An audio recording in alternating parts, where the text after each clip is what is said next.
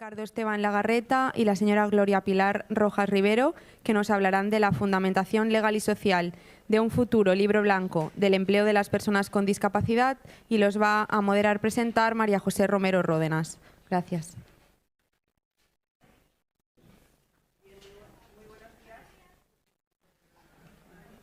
Sí, muy buenos días a todos y a todas. Vamos a dar comienzo la primera sesión de la mañana. Bueno, pues tengo el placer de moderar la mesa sobre el libro blanco, ¿no?, sobre la fundamentación legal y social. Creo que nunca un libro blanco ha generado tanta expectación, nunca un libro blanco ha sido tan mencionado en las disposiciones normativas que yo voy a leerles. Y, bueno, participarán en la mesa pues, 3 destacados juristas que además son participantes, son autores, junto con otras personas del libro blanco. El libro blanco tenemos la primera mención, ¿no?, en el Boletín Oficial del Estado el 7 de diciembre del 2021, no hace mucho tiempo. Precisamente en el Real Decreto 1069 del 2021 sobre la aprobación de la Estrategia Española de Apoyo del Empleo 2021-2024, que ayer se hacía mención, ¿no? Y en el Boletín Oficial del Estado, el 7 de diciembre, aparece mencionado un grupo de trabajo, el Grupo de Trabajo 6, para el desarrollo de la Estrategia de Empleo del Libro Blanco de las personas con discapacidad. Y ahí se señala solamente que ese libro blanco va a efectuarse en colaboración con la Dirección General de Discapacidad, el Ministerio de Derechos Sociales y Agenda 2030, los interlocutores sociales, las comunidades autónomas y las entidades representativas del sector de discapacidad. Igualmente, en la versión de mayo del 2022 aparece otro documento, en este caso la Estrategia Española sobre Discapacidad 22-2030, y hay un eje, el eje 1 y el objetivo 2, donde se vuelve a mencionar el libro blanco. Y aquí, en esta ocasión, se añade una consideración. La elaboración del libro blanco del empleo y discapacidad va a ser la palanca para un nuevo marco legislativo de las políticas públicas de empleo y el derecho del trabajo de las personas con discapacidad.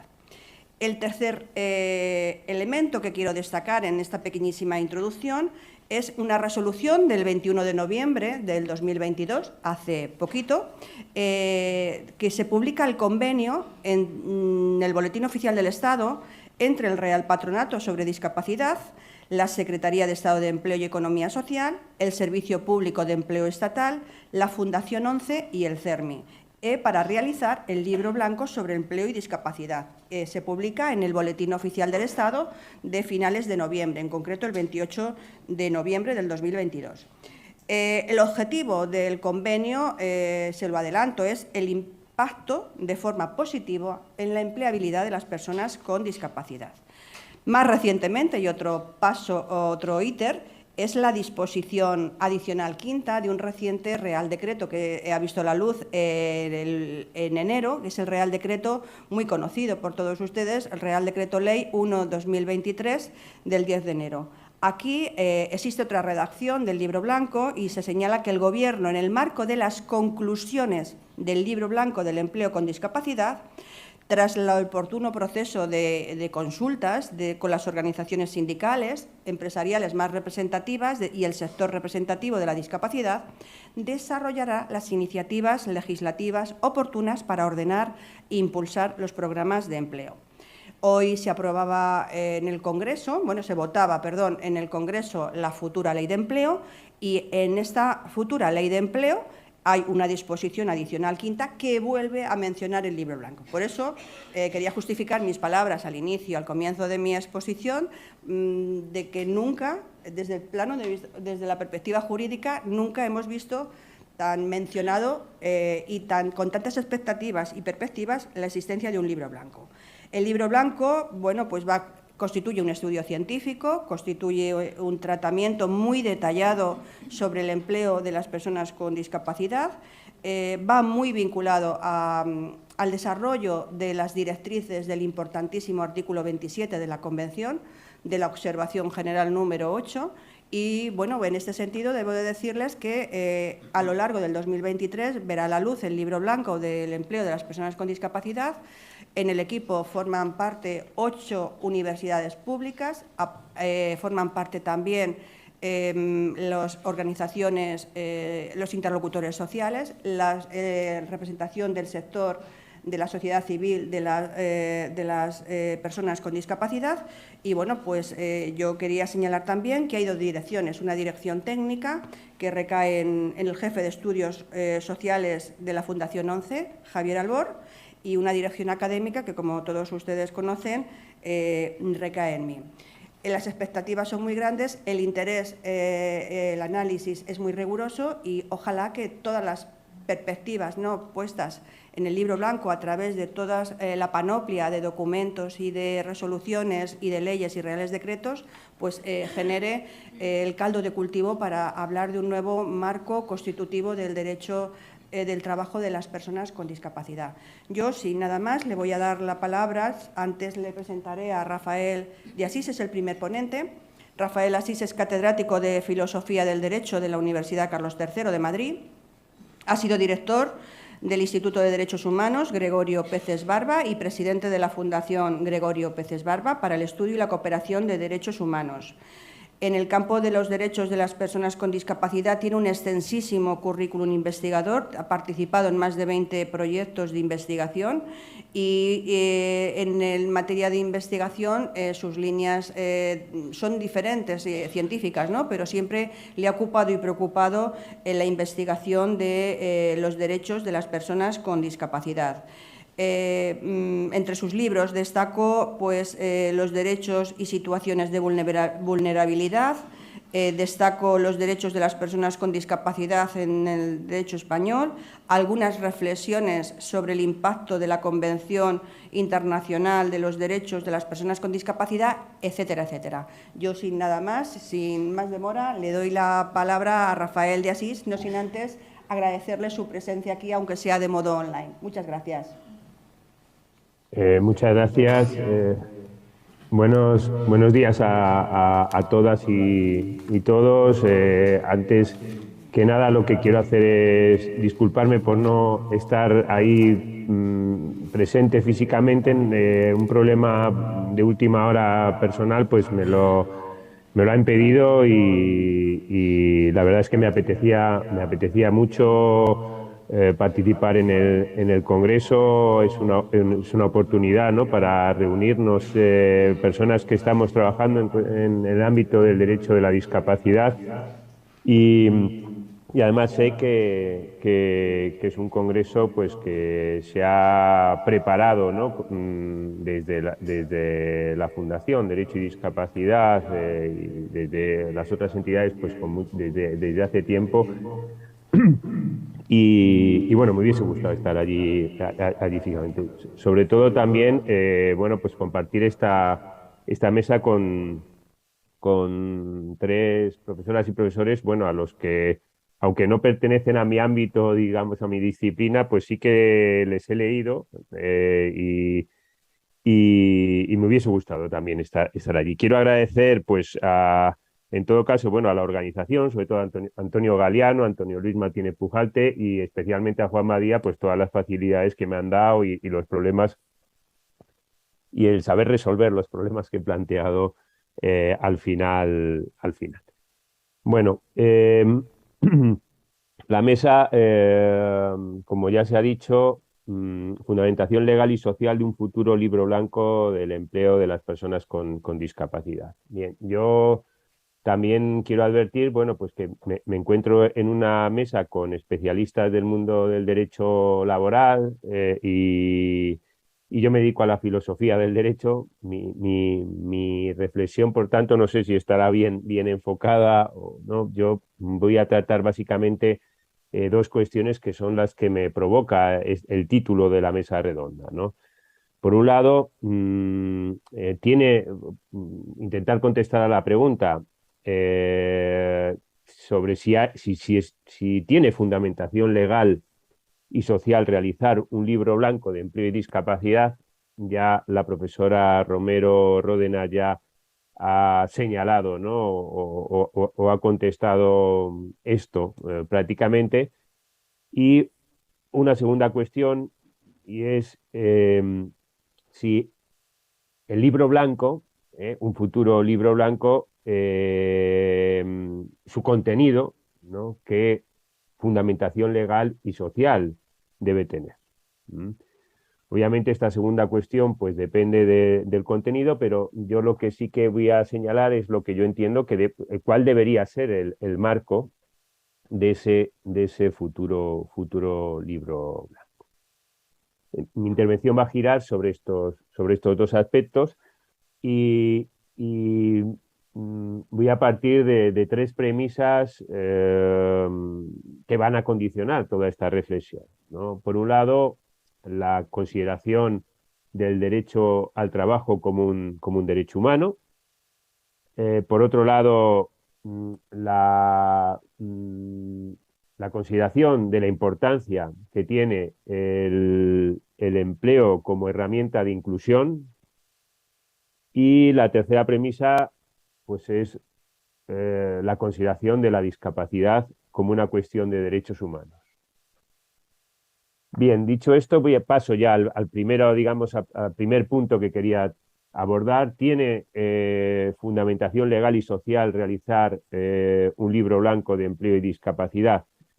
Bueno, yo creo que esto decía ya la profesora Romero Ródena ya ha señalado, ¿no? O ha realizado algunas consideraciones al respecto.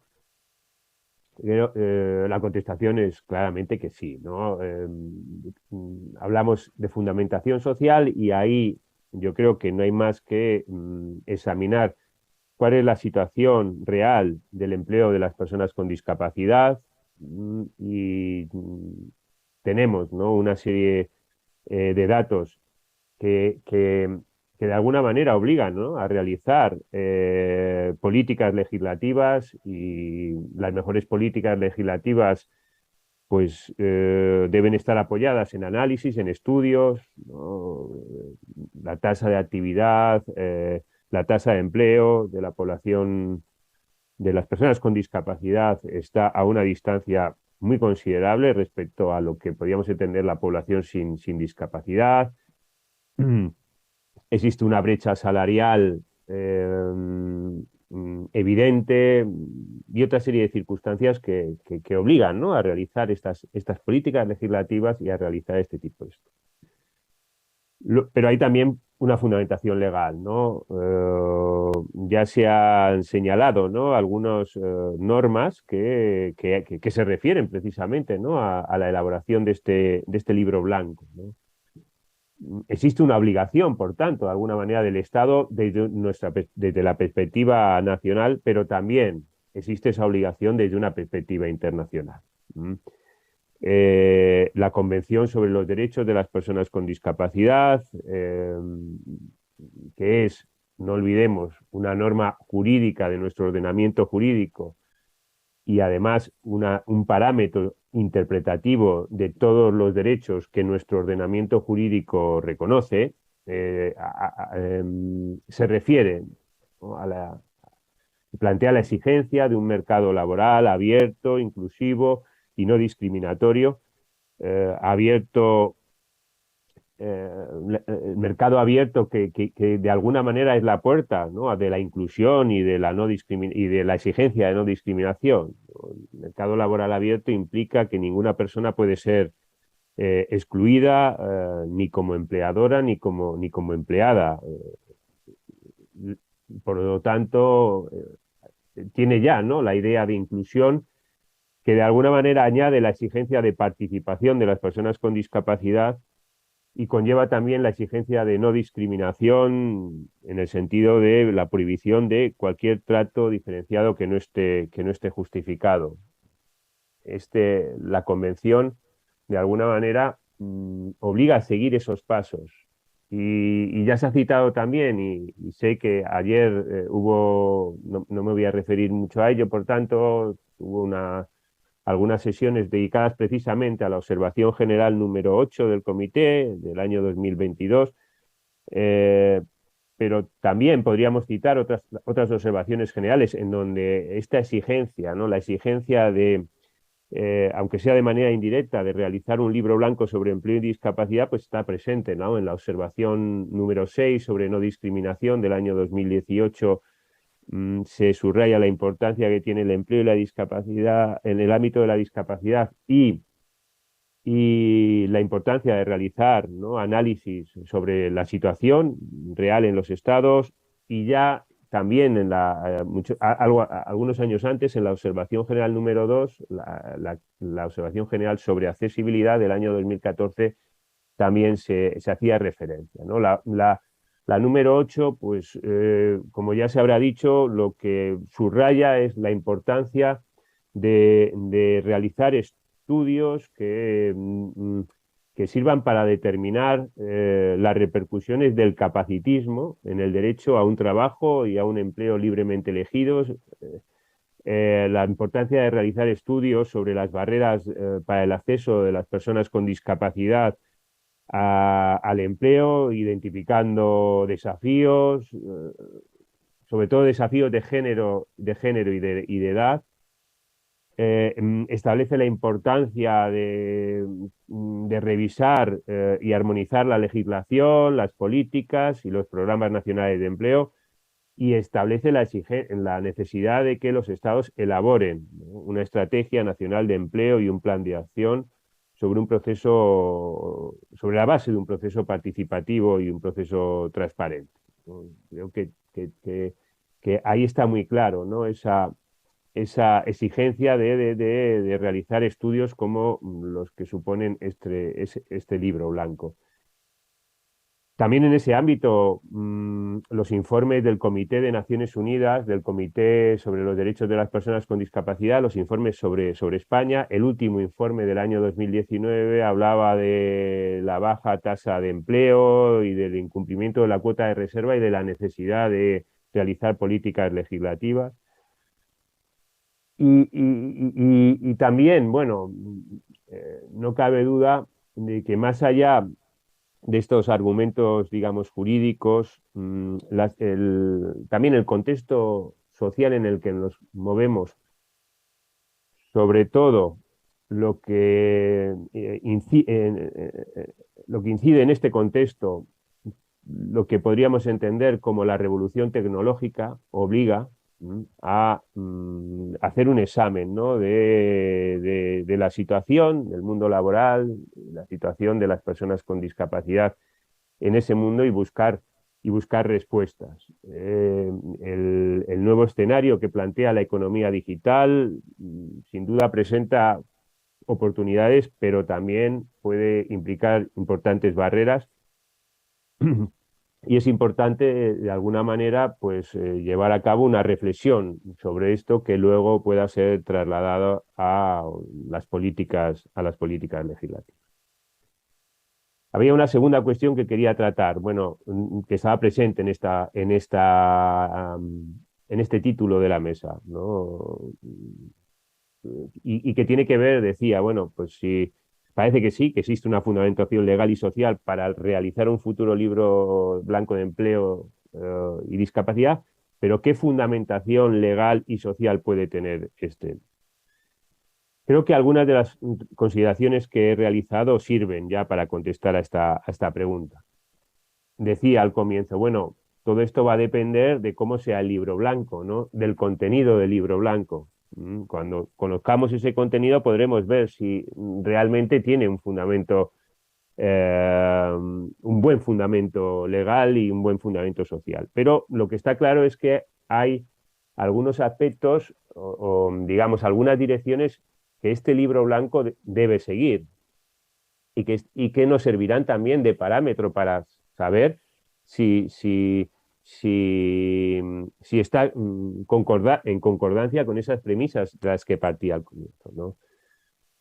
Existe un marco normativo que no podemos dejar, ¿no? Y este marco normativo, de nuevo, nos lo da la Convención y la exigencia de la construcción de ese mercado laboral y de esa consideración del derecho al trabajo como un derecho que las personas con discapacidad deben tener reconocido en igualdad de condiciones con los demás, la exigencia de la prohibición de discriminación por razón de discapacidad, la necesidad del reconocimiento de unos derechos laborales y sindicales, la exigencia de la promoción de oportunidades de empleo y de promoción profesional, la atención al empleo en el sector público, la importancia de los ajustes,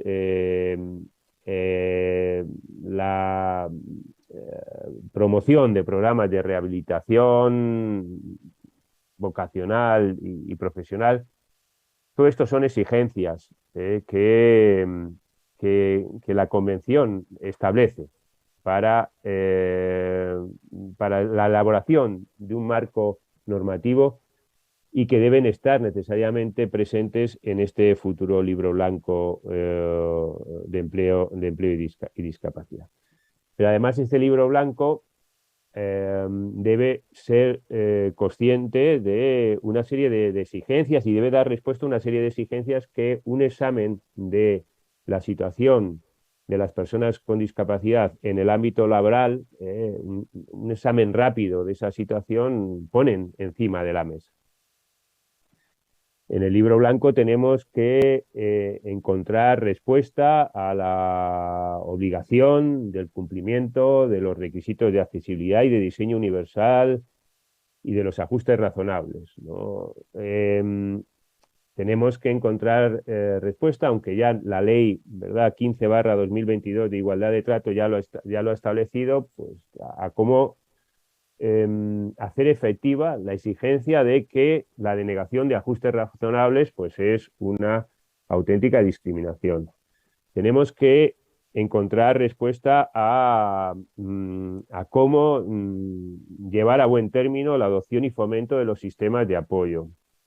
La eliminación de los requisitos de acceso a la función pública que sean discriminatorios con las personas con discapacidad.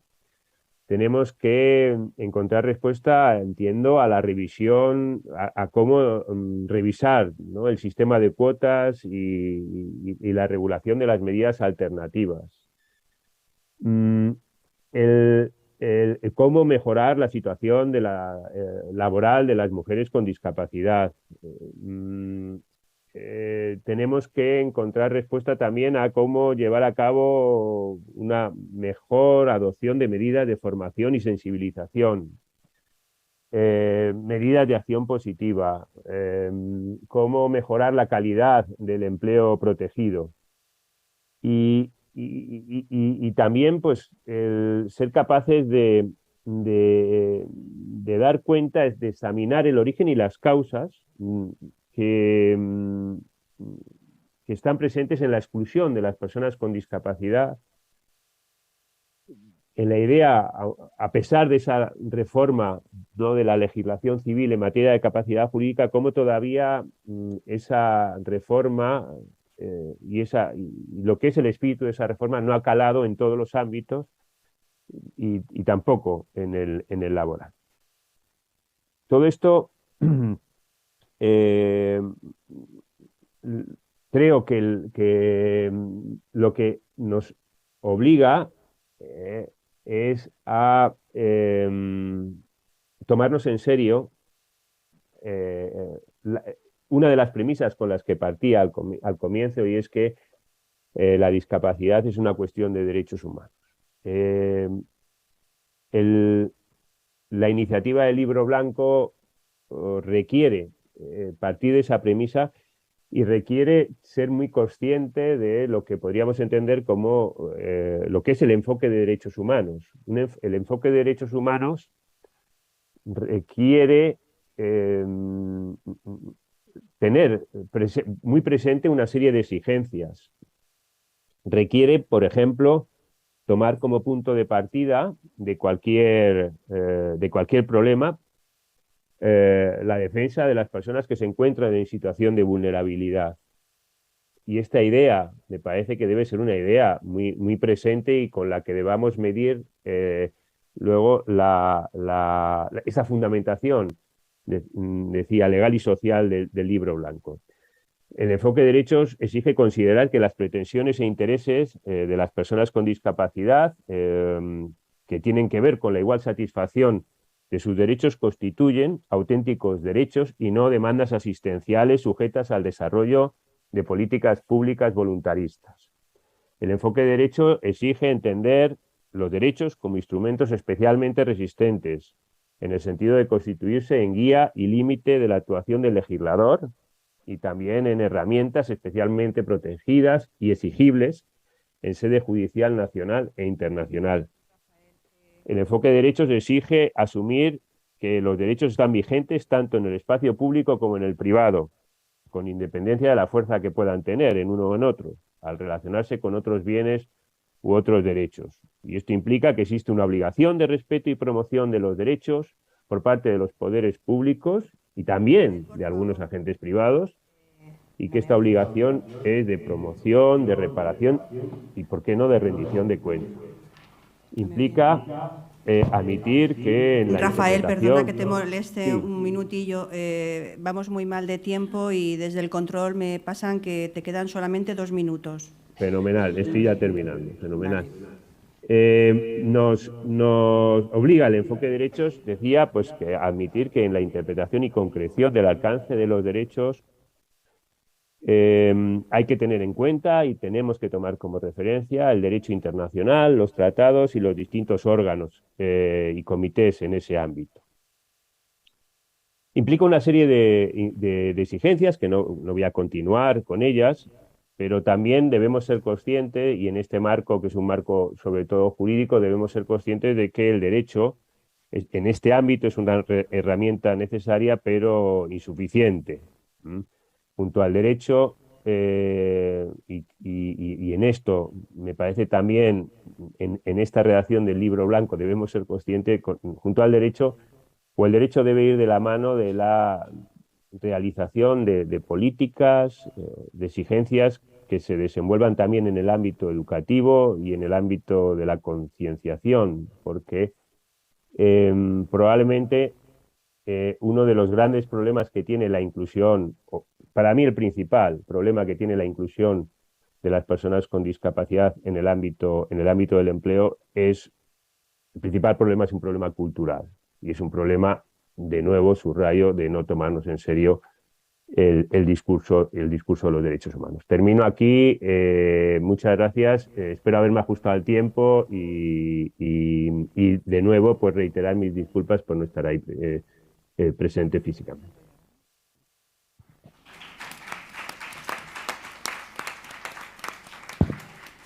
Muchas gracias, Rafael, y siento haberte tenido que acortar, ¿no?, en el tiempo, porque tu intervención es muy interesante. Interesante también es la intervención de Ricardo Esteban Legarreta, que tomará ahora la palabra. Él es también autor, con su equipo de trabajo, tiene una relevancia importante en la Universidad Autónoma de Barcelona. Él es catedrático acreditado de Derecho del Trabajo y la Seguridad Social, doctor en Derecho por la Universidad Rovira i Virgili, que realizó una tesis doctoral sobre contrato de trabajo y discapacidad. La tesis doctoral está publicada y fue merecedora del primer premio de investigación del Inserso en 1997. Él es miembro del Instituto de Estudios de Trabajo de la Universidad Autónoma de Barcelona y del Centro de Estudios e Investigación para una Sociedad Inclusiva. Ha participado como director, como integrante en más de 10 proyectos de investigación subvencionados y destacaría el análisis jurídico laboral de la Estrategia Global del Empleo de las Personas con Discapacidad 2008-2012. En materia de transferencia de conocimiento, ha intervenido en múltiples informes y estudios y destacaría algunos muy importantes en materia de la discapacidad. Ha participado en la elaboración del Libro Blanco de la Formación, Ocupación del Trabajo de las Personas con Discapacidad, Especiales Dificultades de Empleo en los Centros Especiales de Empleo de Cataluña. Ha actualizado la Guía Práctica sobre Regulación de Empleo de las Personas con Discapacidad en el marco del convenio entre la Fundación la Caixa y la Universidad Autónoma de Barcelona. Es autor de multitud de monografías, artículos doctrinales y siempre en sus líneas de investigación. Yo creo que de las pocas personas que cuando leemos la tesis abandonamos el tema de la tesis, él le persigue constantemente el tema de la investigación en materia de derecho y discapacidad y le ha hecho valedor de formar parte, desde luego, del equipo de profesores y profesoras que están trabajando en el libro blanco. Yo, sin nada más, agradecerle su presencia aquí y darle la palabra. Muy bien. ¿Se me oye, no? Sí. Buenos días, buen día. Bueno, mis primeras palabras son de agradecimiento a la organización del Congreso, la Fundación Derecho y Discapacidad, por haber tenido la gentileza de invitarme, sin perjuicio, en fin, de que, entre otras cosas, porque evidentemente, a pesar de las buenas palabras de la profesora María José Romero, lo cierto es que, bueno, hay también muchas personas de manera creciente que están interviniendo en estas materias, aunque es cierto que quizás, bueno, también posiblemente iba bien aquello de jugar en casa, ¿no? Porque yo juego en casa, a pesar de que el campus de la Autónoma esté un poquito lejos de aquí. Bien, voy a centrarme un poco porque, bueno, quizás como comentaba hace un momento Rafael de Asís, lo cierto es que quizás para los laboralistas aquí hay mucho de qué hablar y, bueno, voy a intentar centrar algunas cuestiones que para mí son prioritarias a propósito de la legitimación en primer lugar. Yo creo que la legitimación de un libro blanco, social, si se quiere, va de suyo. De hecho, yo creo que el gran problema de las reformas operadas en materia de discapacidad, que quizás no ha habido tantas, es que muchas veces se han llevado a cabo quizás sin la oportuna explicación social. Y por lo tanto yo pienso que es de agradecer que se haya pretendido elaborar un libro blanco donde se indique un poco cuáles son las pretensiones y se informe o se pretende informar en su momento a la ciudadanía, al legislador, a los congresistas, senadores, que en su caso deban de acometer las reformas legislativas oportunas y también al tejido social implicado en estas reformas. De eso hablaré un poquito. Yo, de todas maneras, quizás rebajaría las expectativas, porque yo, en todos estos años, el documento posiblemente que ha sido más explícito y más detallado, que era la Estrategia Global de Empleo de las Personas con Discapacidad, acabó en agua de borrajas, con lo cual hay que ser prudentes, ¿no? Porque precisamente en ocasiones las reformas se han llevado a cabo con bastante sigilo, por no decir falta de transparencia, y han tenido mucho impacto, y otras que pretendían un poco explicarse, pues han acabado en nada. Y simplemente apunto, entre las sutiles y más bien poco transparentes, la reforma de la cuota de empleo y la aparición de las medidas alternativas llevada a cabo a través de una disposición adicional de una ley de acompañamiento en el año 97, lo cual después ha tenido un impacto tremendo. Aquello ya se veía, pero desde luego no se hizo como ahora se pretende acometer reformas. Por otra parte, yo pienso que hay una legitimación evidente social o una justificación social, teniendo en cuenta que las reformas en materia de régimen jurídico del empleo de las personas con discapacidad deben de llevarse a cabo, entiendo yo, bueno, lo del deben lo podemos poner entre paréntesis, pero deberían llevarse a cabo con diálogo social y con diálogo civil. Diálogo civil con las organizaciones del sector de la discapacidad, que deben de algún modo de participar en la conformación de políticas y también de reformas normativas, y también, muy importante, diálogo con las organizaciones empresariales y con las organizaciones sindicales. Y digo eso porque yo, como soy un poco viejo en este tema, he visto que en ocasiones el diálogo social ha quedado un poco aparte, ¿no? Y considero que es muy importante tener en consideración primero las organizaciones empresariales en términos generales, porque luego ven impacto en las reformas del empleo de las personas con discapacidad.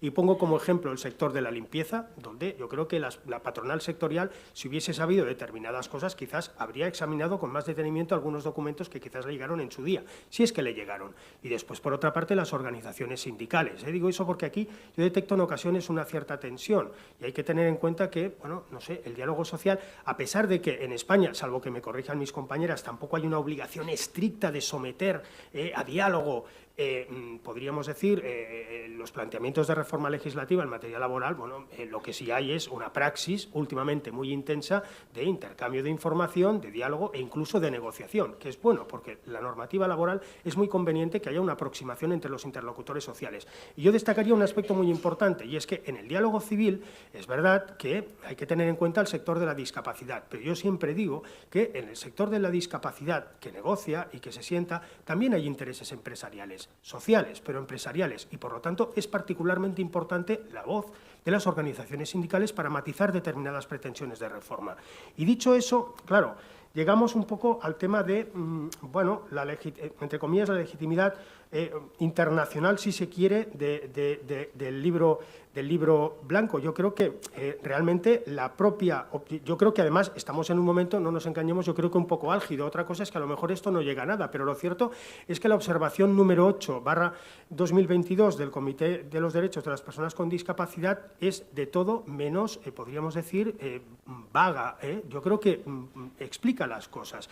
Y yo creo que es muy oportuno eso para España, porque yo creo que en España se ha ido funcionando en una suerte de autarquía legislativa, de manera que aquí, bueno, íbamos haciendo porque interpretábamos que, y a mi juicio, y ahora daré algunos datos, creo que en España tampoco nos hemos conducido desde hace bastantes años en la línea de alineamiento con el planteamiento de la Convención. Todo es interpretable, somos juristas, pero francamente a mí algunas de las dinámicas y algunas de las inercias que se han mantenido me parecían difícilmente sostenibles a la luz de la letra de la Convención, y creo que la observación número 8/2022 pone los puntos sobre las íes. Por ejemplo, y en ese sentido creo que un libro blanco es particularmente pertinente, porque las dinámicas, es decir, el libro blanco es directamente necesario en proporción a, yo creo, el desajuste entre nuestra inercia y lo que dice la Convención y lo que dice la observación 8/2022. Algunos ejemplos. A pesar de que España ratifica la Convención, si no me equivoco, en 2008, desde el año 2009 hasta el año 2021 prácticamente se ha más que doblado el empleo de personas con discapacidad de centros especiales de empleo. Y por otra parte, la proporción de personas con baja discapacidad en los centros especiales de empleo ha subido. Hace unos, podríamos decir, 14, 15 años podía ser del 40%, ahora es del 60%. Son datos significativos que hay que tener en consideración. Otros, que los ha comentado Rafael de Asís, las tasas de actividad, que yo creo que son muy significativas, porque muestran un poco las expectativas de empleo de los colectivos con mayor debilidad ante el mercado de trabajo, de las personas con discapacidad intelectual o de las personas con trastorno mental, no han oscilado significativamente. Es decir, si miramos los datos que puede haber desde antes de 2010, sí que ha habido ligeras subidas, pero luego quizás a causa de la pandemia han bajado. Tampoco detecto yo datos de mejora significativa. ¿Por qué? Posiblemente porque estos colectivos no acaban de encontrar su espacio en los centros especiales de empleo. Aquí, lógicamente, tampoco hablo a partir de intercambio de impresiones continuado a lo largo de estos años con familias, con técnicos, con personas conocedoras, no acaban de encontrar su espacio, y algunas dinámicas sugieren que no siempre son un buen espacio, dependiendo de qué. Y luego, por otra parte, hay otro aspecto muy importante, y es que tampoco acaban de encontrar su espacio en la empresa ordinaria, con lo cual yo pienso que aquí hay un elemento importante, por no hablar que debe hablarse y debe de abordarse una perspectiva de género, porque evidentemente estos datos siempre acostumbran a ser bastante peores en el caso de las mujeres con discapacidad, y por lo tanto, lógicamente, pues hay una serie de razones que justifican acometer reformas, justifican sistematizarlas, porque así lo establece además la observación número 8/2022, que recuerda un poco que los Estados deben de elaborar, como he comentado, si no recuerdo mal, planes de acción. ¿Cuáles? Los Estados partes que se encuentren un poco alejados de las premisas de la Convención, y yo francamente creo que España es uno de ellos. En ese sentido, yo destacaría un poquito mi modesta impresión de lo que ha ido sucediendo en los últimos años. Los últimos, cuando digo los últimos, quiero decir más que los últimos, quizás desde la época de los acuerdos Metas-Cermi, ¿no? En donde, bueno, digamos que se diseñó un determinado esquema con unas prioridades. Yo creo que, en términos generales, mi impresión, no soy sociólogo, no he hecho análisis, podríamos decir, detallados, tampoco soy psicólogo social, pero me da la impresión de que hay una particular preocupación por mantener el statu quo. Pero donde no hay una preocupación es en abordar la mejora y dar más relieve a instrumentos jurídicos novedosos y más alineados con la Convención. Es decir, y ahora comentaré cuáles creo que no se han tocado ni se han acometido, y pienso que es muy importante abordarlos. Y luego destacar un aspecto importante que de algún modo escapa a la competencia exclusiva del derecho del trabajo, pero no hay que perder de vista un aspecto importante, y es que la observación 8/2022 recuerda que en su apartado 81, debe procederse a la eliminación gradual y expedita del empleo segregado. Es verdad que el texto da oxígeno a determinadas formas cooperativas de empleo protegido, pero lo cierto es que el texto es claro. Por eso decía que yo creo que no le podemos, reprochar a ese documento un carácter, podríamos decir, vago, impreciso. No, es claro. Otra cosa es que lleguemos a la conclusión que yo creo que algunos colectivos y algunas personas en España tienen en pleno convencimiento que podemos vivir, como he dicho antes, en una suerte de autarquía jurídica. Bueno, lo que digan fuera, pues da igual, nosotros mantenemos porque este es nuestro modelo. Hombre, no sé, yo creo que en ese sentido sería mucho más coherente denunciar la Convención que no mantenernos dentro para después hacer un poco lo que nos parece. Y en ese sentido yo creo que es importante que el libro blanco, aborde y haga propuestas en algunas materias que yo creo que son relevantes. Y voy a ir un poquito rápido porque además de lo que voy a hablar, más o menos, yo creo que en el sector se conoce. Pero yo creo que hay un elemento muy importante, por ejemplo, llamativo, y es que no hay una regulación rigurosa y digna de tal nombre de los ajustes. Prácticamente la Ley General de Derechos de las Personas con Discapacidad recoge prácticamente un copia y pega de la directiva, cuando la observación número 8/2022 exige que se den pasos en ese sentido de dignificación. No hay una identificación clara de los límites de los ajustes, podemos tirar de jurisprudencia, no se han establecido procedimientos de solicitud y de diálogo en la empresa para que las personas con discapacidad lo soliciten, tampoco procedimientos rigurosos de detección de necesidad de ajustes, que por cierto, algunos de los que me escuchan conocerán la sentencia 51/2001 del Tribunal Constitucional que ha puesto en evidencia esta cuestión, una sentencia en la que se sanciona a un funcionario de la Administración de Justicia que tenía Asperger porque, bueno, no se le introdujeron adaptaciones. Y luego, por otra parte, ayudas públicas más sólidas.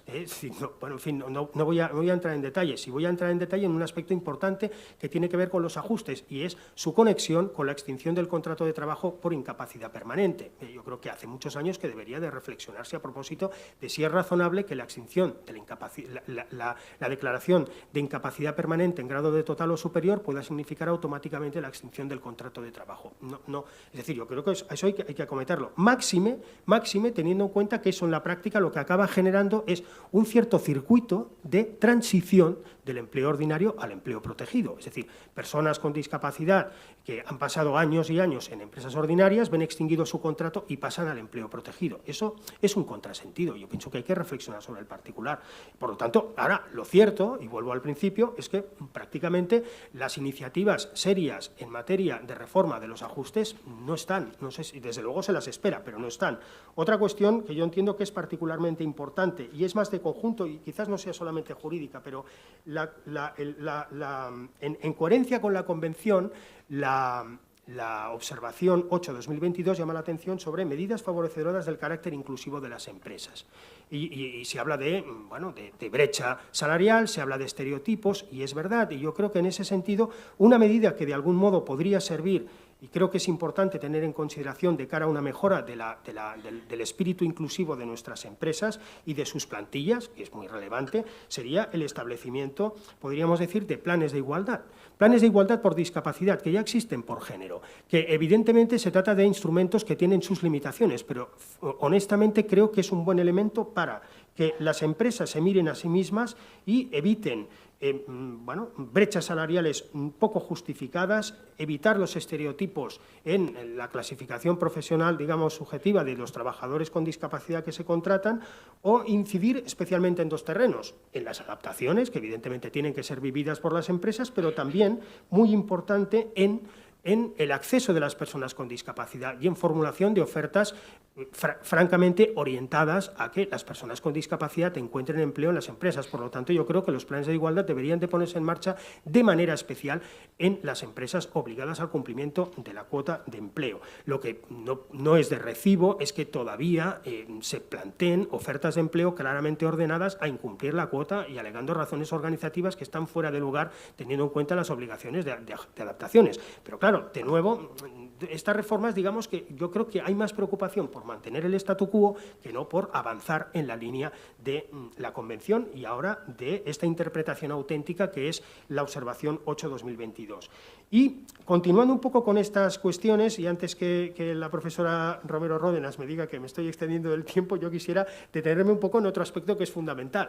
Es decir, si queremos cumplir si queremos cumplir con esta suerte de interpretación auténtica de la Convención, que es la observación 8, tenemos que replantearnos qué queremos que sea el empleo con apoyo, que hoy en día es una figura un poco testimonial, que cojea, etcétera, y yo creo que haría falta llevar a cabo una revisión a fondo de qué queremos del empleo con apoyo. Es decir, queremos que sea un mero programa que, bueno, si unas comunidades autónomas les parece oportuno, publican convocatoria y otras no, porque hay comunidades autónomas que no están publicando convocatorias de empleo con apoyo. Y al final, bueno, me sabe mal hacer publicidad, sobre todo siendo catalán, pero al final da la impresión de que la Fundación La Caixa, ¿no?, acaba cubriendo el espacio que las administraciones públicas no cubren. Eso me parece, francamente, poco estético, ¿no? Es decir, yo creo que debería de haber una garantía de publicación y de cobertura del empleo con apoyo en todo el territorio. Eso no sucede porque el empleo con apoyo no es un servicio de empleo, no es un servicio de empleo de la cartera común, sino que es un programa.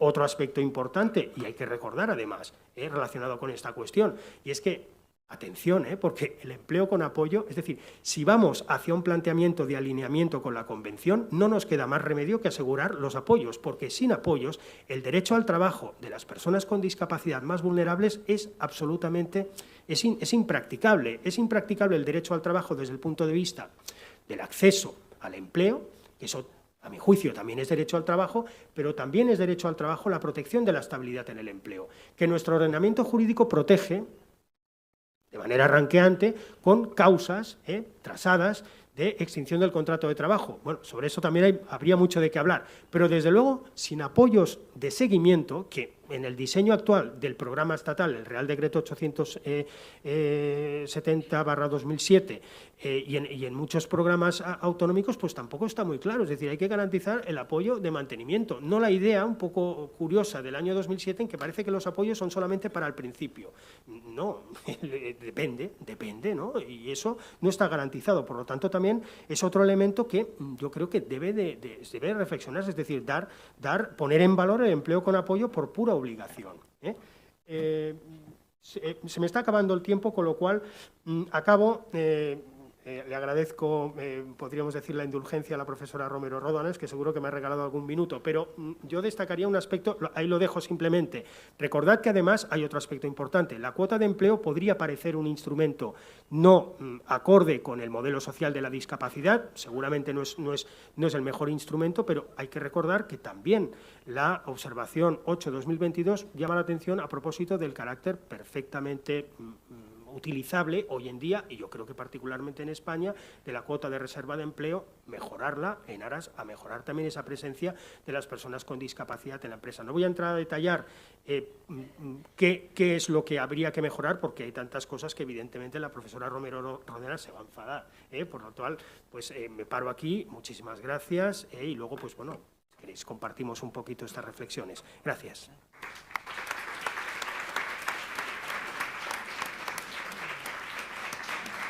Muchas gracias, Ricardo. Muy interesante la temática, muy poco tiempo y, bueno, pues esto genera estos déficits y este sufrimiento que llevo yo en esta mesa, ¿no?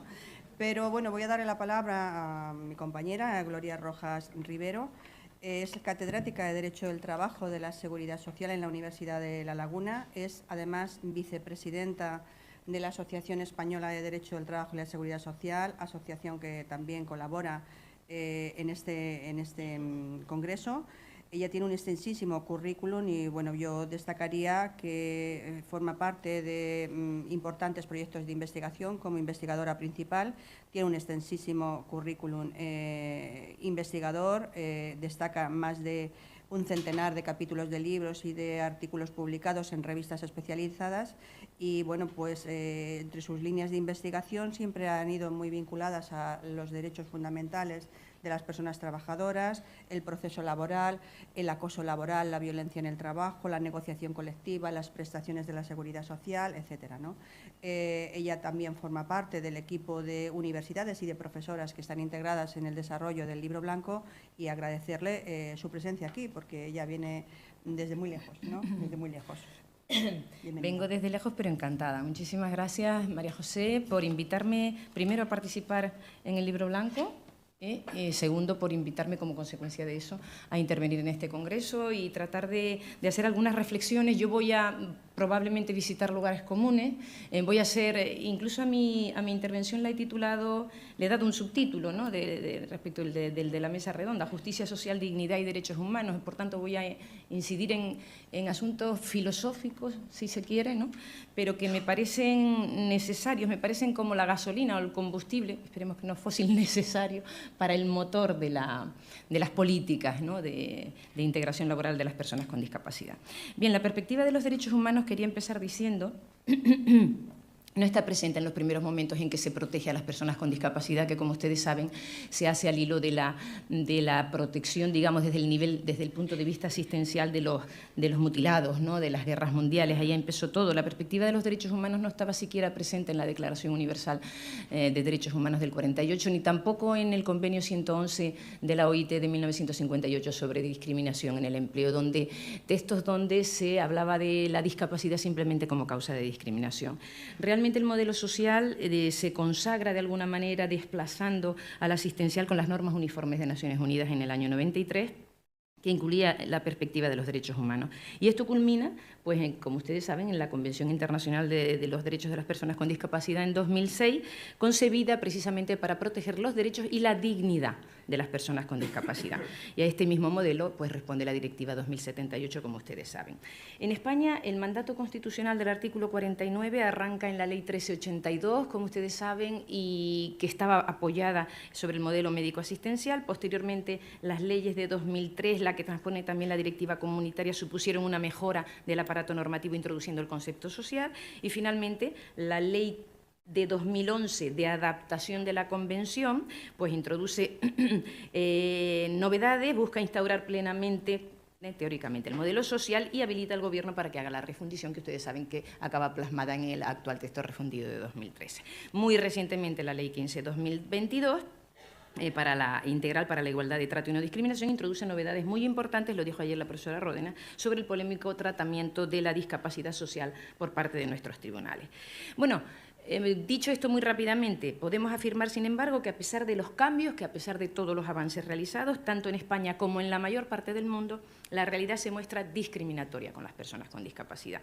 La discapacidad como cuestión de derechos humanos es algo que hoy en día no se discute, se ha repetido aquí muchas veces en lo que yo he podido oír, pero las políticas sociales basadas en los distintos modelos de tratamiento no acaban de contribuir eficazmente a la erradicación definitiva de la discapacidad, de la discriminación, perdón, de las personas con discapacidad. Y tampoco ayuda a la economía globalizada, en tanto que difumina las características nacionales del empleo, disipando de alguna manera también la sensibilidad de los Estados hacia colectivos que padecen alguna discapacidad. Esto se agrava además con las situaciones de crisis que afectan al mercado de trabajo, y ejemplos tenemos para regalar. La crisis económico-financiera de 2008 y siguientes, la crisis sanitaria de la COVID-19, ahora mismo la guerra en Ucrania. Pero no debe perderse de vista, por no decir también las víctimas y los desplazamientos que está provocando, ¿no?, el terremoto de Turquía y Siria. Bueno, pero no debe perderse de vista, digo, que la justicia social, es decir, la lucha contra la discriminación, la lucha contra la pobreza, es o debe ser inseparable de la globalización. En el ámbito internacional ha sido esencial el papel desempeñado por la OIT con su concepto de trabajo decente en todo lo que va de siglo, desde 1999, que saben ustedes que se acuñó este concepto. El bienestar social exige derribar todas las barreras que impidan a las personas con discapacidad desempeñar un trabajo digno, lo tenemos claro, pero es muy necesario en estos momentos hablar de trabajo digno, de trabajo decente, porque las condiciones de trabajo adecuadas, lo que implica el trabajo decente, es decir, trabajo, se decía ayer, trabajo con derechos, trabajo con protección social, trabajo en donde intervenga el diálogo social, implican no solo el acceso al empleo en igualdad de oportunidades y sin discriminación, sino un marco social concienciado con la eliminación de todo tipo de barreras. El derecho del trabajo es un derecho humano fundamental y un componente esencial de la dignidad humana, lo repite o insiste en ello la observación general número 8. La relación de la dignidad del trabajo y del trabajo decente con los derechos humanos permite además vincular el trabajo a algo más que el desarrollo productivo. El trabajo como derecho inherente a la condición de la persona es también una necesidad para las personas con discapacidad porque mediante el trabajo se alcanza el bienestar y se alcanza la vida autónoma. La clave de bóveda, por tanto, en esta introducción que estoy haciendo del tema, está en la observación de estos problemas desde el prisma de los derechos humanos que parten de la dignidad, la autonomía, la igualdad y la solidaridad como valores básicos fruto precisamente de la aprobación de la Convención Internacional. Bien, el constitucionalismo contemporáneo incorpora de manera más o menos generalizada derechos sociales y derechos económicos, los laborales entre ellos, debido en buena medida a la aprobación de importantes textos supranacionales, desde la Declaración Universal del 48 y los pactos del 66 de Naciones Unidas, la Carta de Derechos Fundamentales de 2000 de la Unión Europea y todo el proceso de internacionalización de la legislación laboral que ha sido llevada a cabo por la OIT. Esto le da al derecho del trabajo un impulso extraordinario. En Europa, la materialización del Estado social se produce, como ustedes saben, a finales del siglo XIX, cuando las políticas sociales se hacen más evidentes ante las consecuencias de los procesos de industrialización, y en España este proceso se retrasa, saben ustedes, hasta el año 31 con la Segunda República, vive el paréntesis constitucional del periodo franquista y se consagra definitivamente en la Constitución actual de 1978. Las manifestaciones del Estado social, y aludo a esto por la importancia que tiene la calificación, que se tilde al Estado, a la forma de Estado como social, a los efectos que nos congregan hoy aquí estos días, ¿no? Nos citan aquí estos días. Las manifestaciones en nuestro texto constitucional son evidentes y son numerosas, prácticamente todo el título primero con sus 55 artículos, donde está inserto el artículo 49, pero incluso algunas otras referencias, por supuesto en las que no voy a entrar, en el título en el séptimo, que se relacionan con el primero, ¿no? La importancia de que el Estado se califique como social es el siguiente. No importa, o sea, no es suficiente con que el texto constitucional y, derivado de ello, los textos legales en general, recojan el reconocimiento formal de derechos y libertades. Si el propio texto constitucional no hubiera previsto un mecanismo de garantía que fuera más allá del simple reconocimiento del derecho fundamental a la tutela judicial efectiva del artículo 24. Por esta razón, el artículo 53 establece el sistema de garantías aplicable a la protección de cada tipo de derechos, ¿no? Pero todo este sistema se cierra con, esto para los juristas es muy importante, y a mí me parece importante resaltarlo aquí, con un dispositivo de cierre, el artículo 9.2 de la Constitución, que supone el reconocimiento para el legislador constitucional de que nuestro sistema normativo está inserto en una sociedad que es desigual y que la superación de la contradicción entre libertad formal y libertad real y la consecución de la efectividad plena de los derechos y las libertades reconocidos en el texto constitucional se consigue a través de un triple mandato a los poderes públicos. Primero, promover las condiciones para que la libertad y la igualdad del individuo y los grupos en que se integra sea real y efectiva. Segundo, remover los obstáculos que impidan o dificulten su plenitud. Tercero, facilitar la participación de todas las personas en la vida política, económica, cultural y social. Sabemos que el artículo 49, dentro del capítulo de los principios rectores de la política social y económica, reconoce el derecho a la protección de las personas con discapacidad, pero ¿cómo lo reconoce? Pues a través del mandato a los poderes públicos de que realicen políticas específicas dirigidas ¿a qué? Dirigidas a que las personas con discapacidad disfruten de todos los derechos y libertades reconocidos al conjunto de la ciudadanía. No es la única referencia a la discapacidad, por supuesto, que existe en la Constitución. Se proyecta también la garantía de igualdad, digo, en general, de los artículos 1.1 y 9.2 que acabo de citar. Se proyecta en un conjunto reforzado, digamos, de medidas legislativas, empezando por el propio artículo 17 del Estatuto de los Trabajadores y luego otra serie de normas en todo tipo de materias, fuera del empleo, que por tanto no voy a citar. Recientes muchas de ellas, ¿no?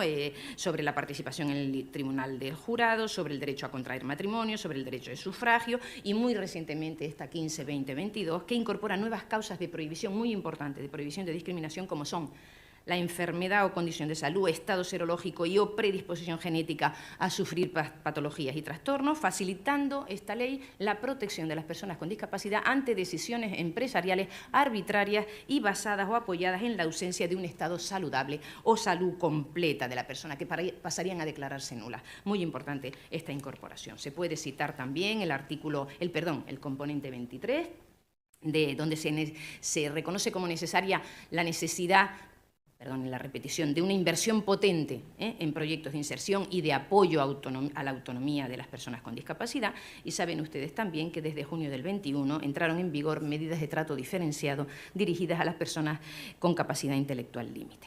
Bueno, yo he querido también aportar aquí un pequeño análisis comparativo, ¿no?, de lo que pasa en el mundo, de lo que está pasando en el mundo con el tratamiento de la protección de las personas con discapacidad. En la mayoría de las ocasiones se detecta que las legislaciones de los distintos países vienen apoyándose sobre bases filantrópicas, ¿no?, más que sobre la necesidad de reconocer la dignidad de las personas con discapacidad. Es una evidencia preocupante que, según datos recientes, en los 5 países con mayor población de la Unión Europea, Alemania, Reino Unido, Francia, Italia, España, las personas con discapacidades tienen casi 33 puntos menos de probabilidades de tener empleo que las personas sin discapacidad. También es preocupante que a mayor tasa de empleo se muestra una menor integración de las personas con discapacidad. ¿Y qué se deduce de esto? Pues que el mayor crecimiento económico, la creación de empleo no son condiciones suficientes para que se garantice la integración. En cuanto a las tendencias europeas, el eje determinante de la inclusión, desde luego, es la activación laboral. Pero en la Unión Europea la coordinación de los servicios con los dispositivos de renta mínima y de inserción laboral es un déficit que comparte España con prácticamente la totalidad de los países europeos. A ello se une la baja coordinación entre servicios de empleo y servicios sociales, o entre estos y otros servicios como los de acceso a la vivienda, y en realidad no se trata tanto de cobertura, como que se ha avanzado mucho en este sentido, cuanto de coordinación y de efectividad. En lo relativo a la gobernanza, la Comisión Europea nos dice que la mayoría de los Estados miembros ha utilizado el método abierto de coordinación como dispositivo de información, pero no se ha utilizado tanto en el desarrollo efectivo y coordinado de las políticas de inclusión laboral. ¿Y qué está ocurriendo, por ejemplo, en los países de tradición anglosajona? Pues normalmente nos llega noticia de que ahí hay una protección más intensa de la discapacidad. Desde luego, lo que sí parece cierto es que hay una configuración más completa de, por ejemplo, la obligación de ajustes razonables. ¿Por qué? La caracterización de los criterios, de los distintos elementos que integran la obligación de ajustes razonables, allí se hace por vía jurisprudencial. Saben ustedes que el derecho anglosajón tiene una base jurisprudencial básica, ¿no?, muy importante. ¿Y qué ocurre? Pues es más dinámico, y esto permite que se vayan los criterios, los elementos que configuran la obligación se vayan, digamos, renovando continuamente, lo cual da más seguridad a los operadores jurídicos y, por otra parte, te permite tener una caracterización de la obligación mucho más vanguardista que lo que ocurre, por ejemplo, en países europeos como pueda ser Francia o España, donde la configuración es más legal y parece que no se alcanzan esos niveles más altos de protección que tenemos, por ejemplo, en Estados Unidos, Canadá o Reino Unido. ¿Qué ocurre en países iberoamericanos? Pues las medidas utilizadas son de todo tipo: servicios públicos y privados de colocación, formación, subvenciones a la contratación, medidas de acción positiva, como por ejemplo el cumplimiento de determinados cupos en un plazo determinado, pero por ejemplo hay otras medidas, como puede ser la concesión de créditos para la creación de empresas de estas personas, el asesoramiento para la puesta en marcha de emprendimientos, los pagos reducidos en las cuotas a la seguridad social, la anticipación de la edad de jubilación. Son medidas que existen en muchos países europeos, pero que son inexistentes prácticamente en Iberoamérica. Todos los diagnósticos sobre estos países pues subrayan la importancia de la formación, de la cualificación profesional, pero en muchos casos no responden a una estrategia claramente definida, ¿no? No siempre se centran en programas de formación que se ajusten al mercado tampoco. Bueno, termino con unas conclusiones, con las siguientes conclusiones, muy brevemente. Tanto en el ámbito internacional como europeo, ¿sí? Bien.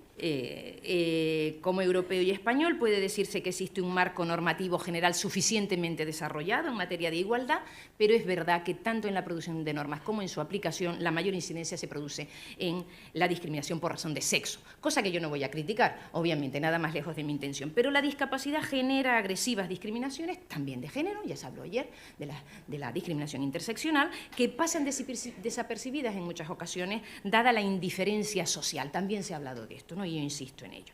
¿Qué duda cabe que el empleo de las personas con discapacidad es un reto social de gran trascendencia para cualquier país que pretenda crear una sociedad justa e inclusiva que permita combinar dignidad y justicia con productividad? Hay razones sobradas para establecer normas correctoras de esta situación, pero no es sencillo. No es fácil, inmediatamente saltan a la mínima la defensa de la libertad de empresa, la defensa de la libre competencia en el mercado, y son muros contra los que hay paredes, ¿no?, contra las que hay que chocar, ¿no?, continuamente. Son loables los compromisos adquiridos en las estrategias, como que nos indican el camino a seguir, pero es importante, es necesario que el legislador incorpore medidas concretas de forma más decidida en la ley. Y a ver si el libro blanco, digamos, sirve para esto, ¿no? Para la incorporación de medidas concretas en la ley. En España no se puede decir que hayamos transitado ya desde el modelo rehabilitador al modelo social. La ley de 2013 no deja de rendir tributo a la histórica base médica, pero perdió la oportunidad, esperemos que en breve esto se corrija, de consolidar un concepto de discapacidad de base eminentemente social, que atendiera a circunstancias de base médica, obviamente, pero también a otras relacionadas con dificultades que obviamente tienen que ver o pueden apreciarse derivadas de la edad, del sexo, de la formación o de determinadas circunstancias sociales o personales. Ello hubiera requerido una nueva ley, no una refundición de los existentes, pero bueno, somos optimistas en que el libro blanco puede hacer una aportación interesante y en este momento yo me quedo aquí. Me quedaba una diapositiva también relativamente conclusiva, pero yo creo que esto es más o menos lo que yo quería aportar. Muchas gracias.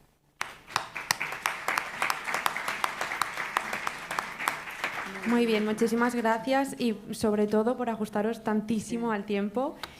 Ahora nos quedan, tal y como estaba previsto, 10 minutos de preguntas para hacer 2 preguntas en sala y 2 virtuales, ¿vale? Empezamos por las preguntas en sala. Veo que aquí Juan Luis quiere hacer una. Elisa, en primera fila.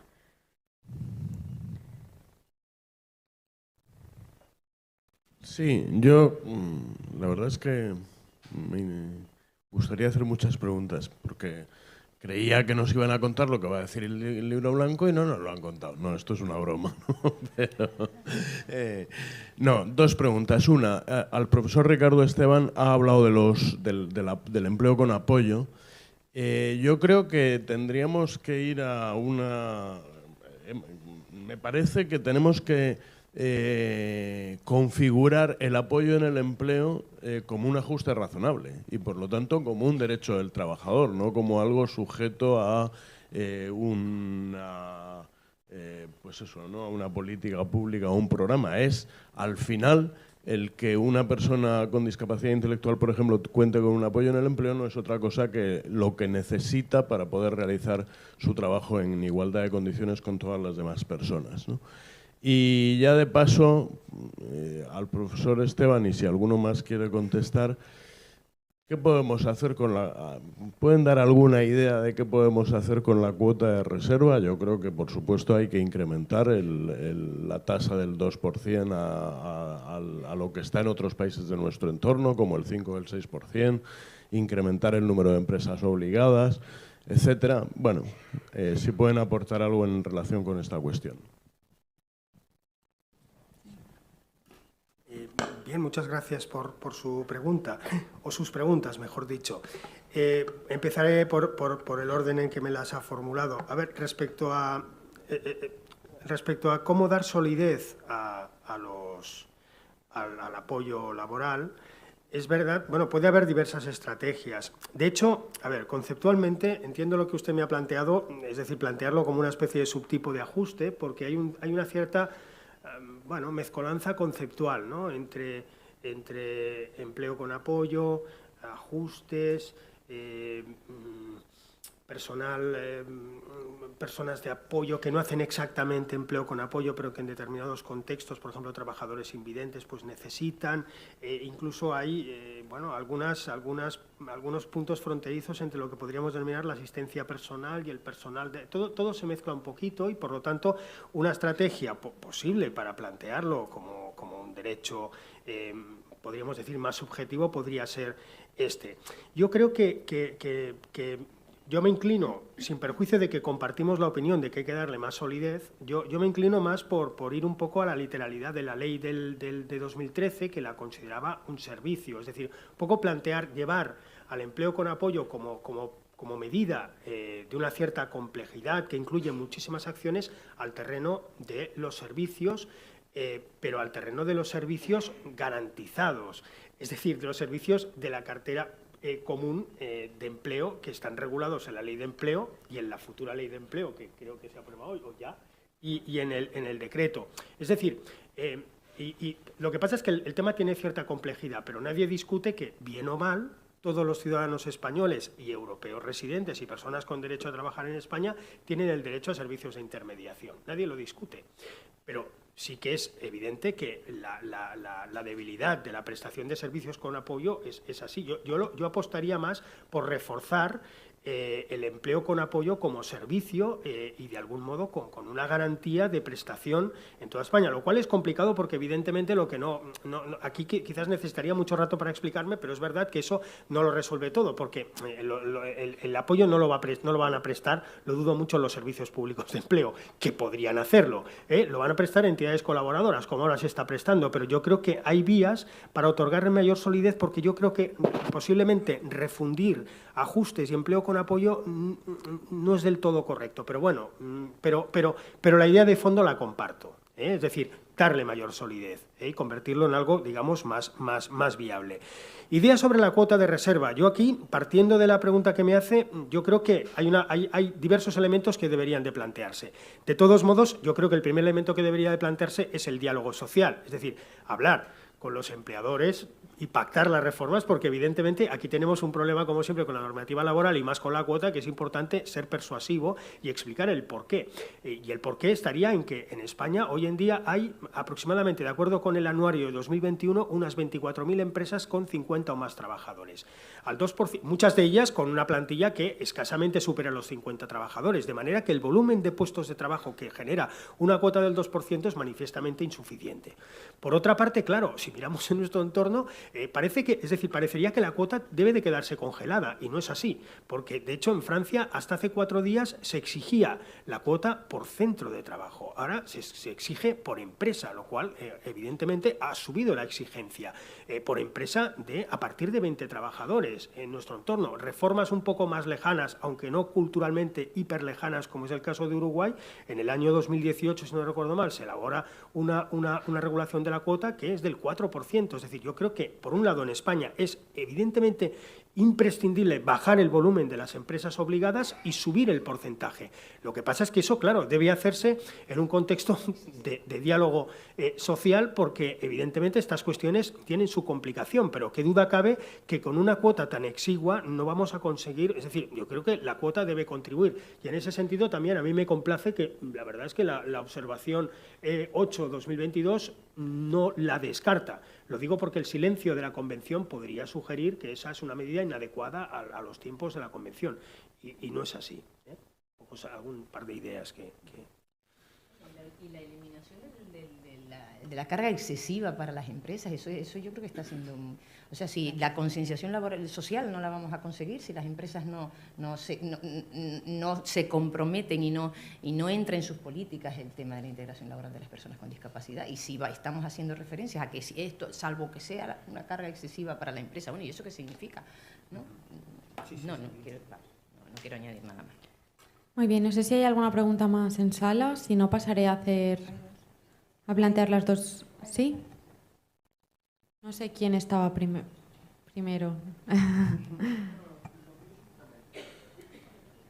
Sí que os pido, por favor, si pueden ser preguntas y respuestas, lo siento de verdad, pero para podernos ajustar bien al tiempo.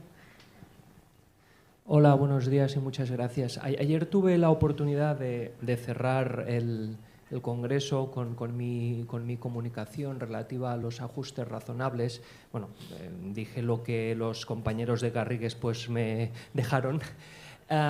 Y sí que me gustaría hacer mención a que considero que en el ámbito de los ajustes razonables, en el ámbito de la discapacidad psicosocial, sería muy importante precisamente lo que ha apuntado hace nada acerca de la concienciación, toma de concienciación. Yo, por ejemplo, soy un abogado con discapacidad psicosocial, de acuerdo con el artículo 4.1, es decir, el respetuoso con la Convención.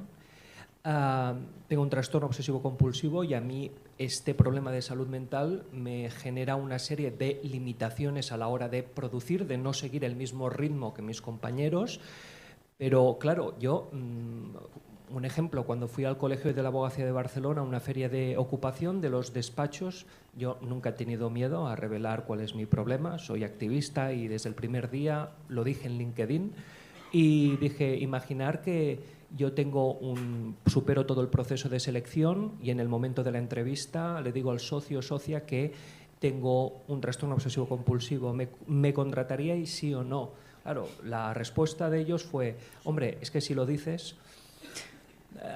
quiero decir que al final, para el tema del libro blanco, considero que es muy importante que se haga especial hincapié en el ámbito de la discapacidad psicosocial, hacer la toma de concienciación. En otros países, por ejemplo, se hace el Mental Health First Aid, que son primeros auxilios en salud mental, cosa que aquí en España creo que estaría muy bien.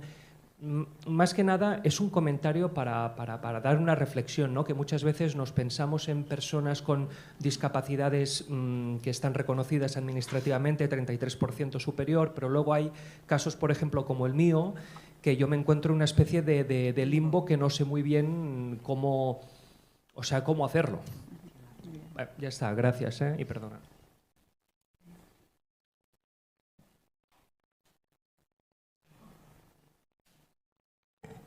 Vale, pues... Buenos días. Sí, mi nombre es Alfonso, soy Alfonso Gutiérrez, soy el presidente de la Asociación Española de Empleo con Apoyo y la verdad es que, bueno, pues quería hacer también un comentario, ¿no? Para nosotros, una entidad que lleva 30 años trabajando por el tema de la inclusión, pues que en un congreso como este se hable prácticamente y se ponga en evidencia el empleo inclusivo, el empleo en empresa ordinaria como objetivo a cumplir, pues para nosotros ya es un éxito, ¿no?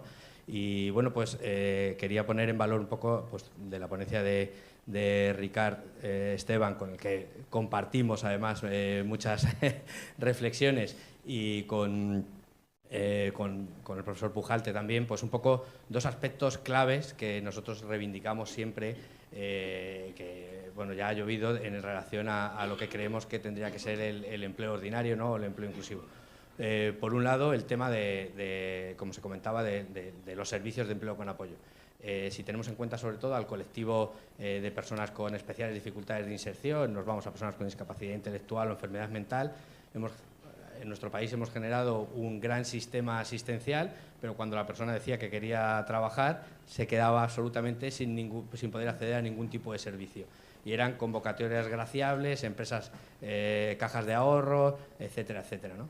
Y creemos que se debe enfocar de esa forma, ¿no? Como un servicio, sigue siendo un derecho de acceder a un servicio, igual que se accede a un centro ocupacional, el acceder a un servicio donde no solo hablemos solo del empleo, que es el resultado final, sino de la parte previa de capacitación para poder acceder a un empleo, que yo creo que eso se obvia dentro de lo que es también la metodología del programa, pero que es fundamental el generar una formación para poder acceder al empleo.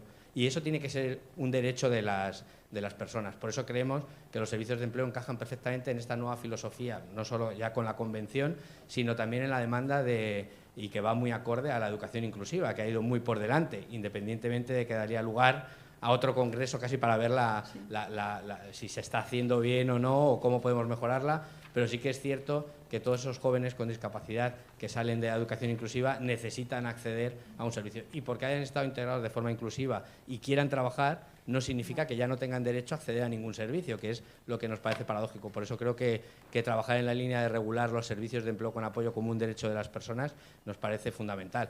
Y yo, que vengo del ámbito más rural, que mi puesto de trabajo está en Castilla-La Mancha, en Ciudad Real, el tema de las medidas alternativas de la cuota de reserva es una pelea constante, porque al final es verdad que la realidad de nuestro país es de pequeña y mediana empresa, y bajar el número, aumentar la cuota y bajar el número obligado de trabajadores nos parece fundamental. Además, el tema de la cuota nos ha llevado en bucle a hacer reconocimientos a las empresas que además siempre han estado obligadas a contratar por el tema de la cuota, ¿no? Y yo creo que es el momento de empezar a poner valor el gran trabajo que se hace en otros sitios más pequeños, donde la gente que contrata, las empresas que contratan además es por vocación y por implicación, ¿no? Y bueno, agradecer de verdad este congreso, porque para nosotros es un punto y final, ¿no? Como el comienzo de una nueva etapa, porque ver cómo a nivel jurídico ya se trabaja estas reivindicaciones que desde hace 30 años y bueno, pues muchas veces no eran bien acogidas, pues para nosotros es motivo de orgullo. Así que felicitarlos y dar las gracias solamente. Muchas gracias. ¿Contestas?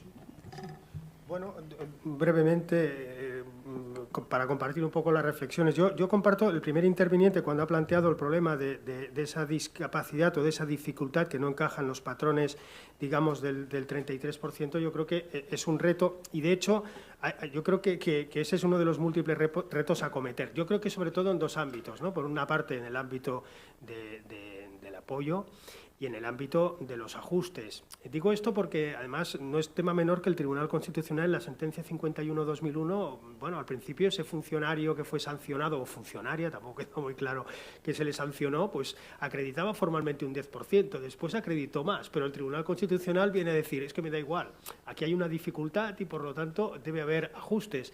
Por lo tanto, quizás en otro tipo de incentivos, podríamos decir más contundentes y quizás con, bueno, de otra tipología, pero lo cierto es que tanto en materia de ajustes como en materia de apoyos, y aquí se pone de relieve lo que se ha comentado en una pregunta anterior, esa cierta proximidad, de algún modo, si no se prestan en situaciones en las cuales aparentemente no se alcanza la condición legal de persona con discapacidad, pues puede haber dificultades de acceso o de mantenimiento del empleo, con lo cual yo creo que este es uno de los puntos en los que, digamos, se plantea la necesidad de reflexionar a propósito de nuestro concepto de persona con discapacidad, ¿no?